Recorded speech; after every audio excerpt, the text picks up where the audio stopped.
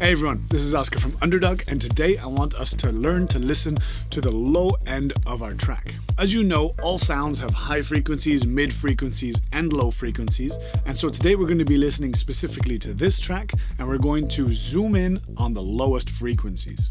And so now I'd like you to tell me which version of the low end do you like the most? I'll give you 3 variations on the same idea. Here's variation 1.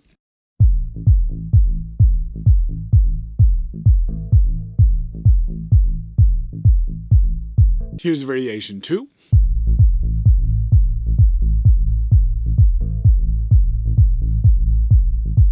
And here's variation number 3.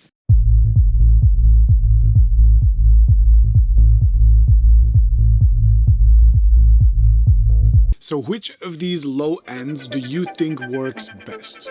I'll give you my answer to the question in a moment, but let's talk for a second about how we're listening to this sound. You'll notice that I put a filter on the entire song, specifically one called a low pass filter, so I'm only hearing the lowest frequencies. And I call this the cloakroom check. The cloakroom check is what the music sounds like when you're in the club and you're on the other side of the wall, you're queuing for the cloakroom to put your jacket in. In French they call it the vestiaire as well. And while you're standing there, what you hear is right? You hear all the lowest frequencies of the music. And so if you put a filter like this as the absolute last thing on your signal chain, you get a little bit of an impression of what people are going to hear when you amplify your music through a big club system. So you really get to zoom in on that low end energy. Otherwise, it can be a bit tricky because you're getting distracted by the mid frequencies, which can really influence your perception of what's going on in the mix. So sometimes it's better to really just focus on the part that you're trying to listen to.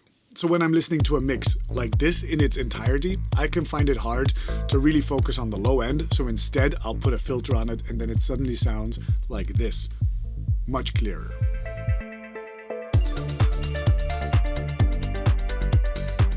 So let's take a look at those 3 low ends together.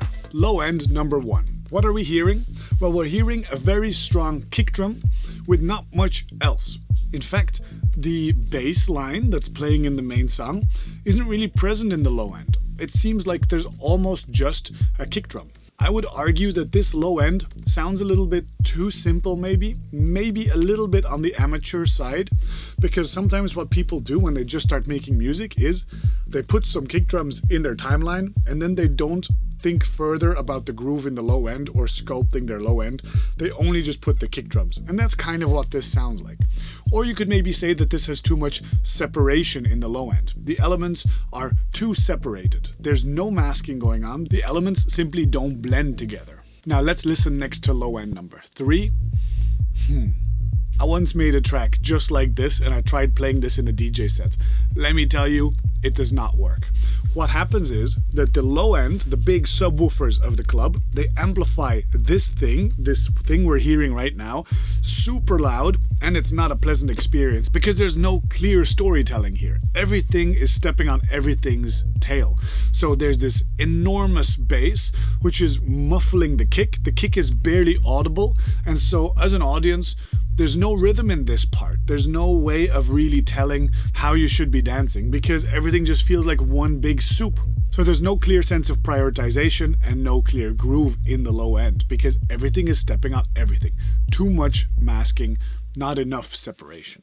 So now let's listen to bass number 2, the golden medium, the Goldilocks bass. What are we hearing here? Well, we're hearing a clear prioritization of the kick. The kick is obviously the thing that has the most attention right here, but it is complemented by a bass that is not too far off in terms of volume, but still far enough that there's a clear separation of the two. There's a little bit of overlap going on in the kick and the bass, but it's not problematic. We don't need to be perfect or too neurotic about this. If you take this musical shape and you amplify it on a club sound system, probably you're going to end up with a pretty good result. So the key ingredients here are clear priorities and that it grooves as a whole. It's telling a clear story that people can follow when you take all of the elements into account together. So next, let's look at the tools that you need to achieve something like this. And spoiler alert, it's way simpler than you might think. All right. Not even a little bit in the frame. All right.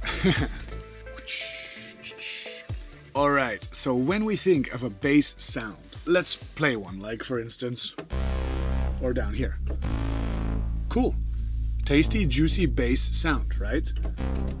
A bass sound has both low frequencies and mid frequencies, and sometimes even high frequencies. So just the fact that it's a bass sound doesn't mean that it only has low frequencies. So what does that really mean? Well, that means that when we look on the spectrum analyzer, let's go again.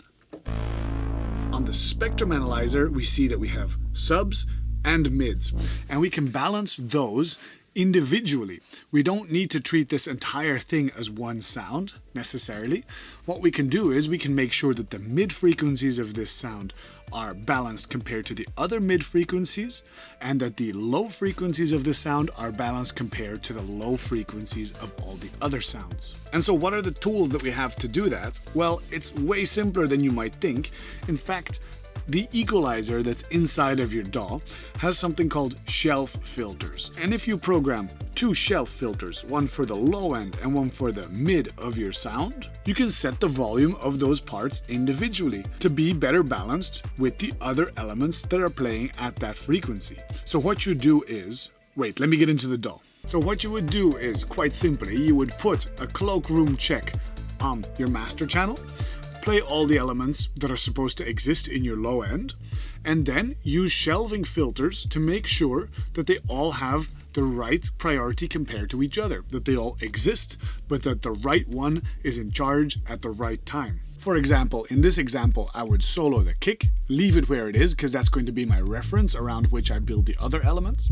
Then I would solo in the bass, and with the cloakroom check enabled, I would use a shelving filter to find the right balance compared to my kick for this bass sound. Once I'm pretty happy with where this is at, I can also go to my mid elements and use a shelving filter to balance the bass compared to my mid elements. And there you have it. It doesn't have to be more complicated than that. You don't need to do complicated things like multiband processing or parallel processing or any of the more advanced nuanced techniques that give you like maybe a 1% improvement. Because if you use this simple focused shelving technique, you will get very close to a nicely balanced mix already. Remember that in an interesting and characterful mix, masking is not your enemy. There can be a little bit of masking. Just make sure that your elements are prioritized clearly. If you can balance your low end with less processing rather than more processing, the elegance and the simplicity of this is going to translate into a less forced mixdown.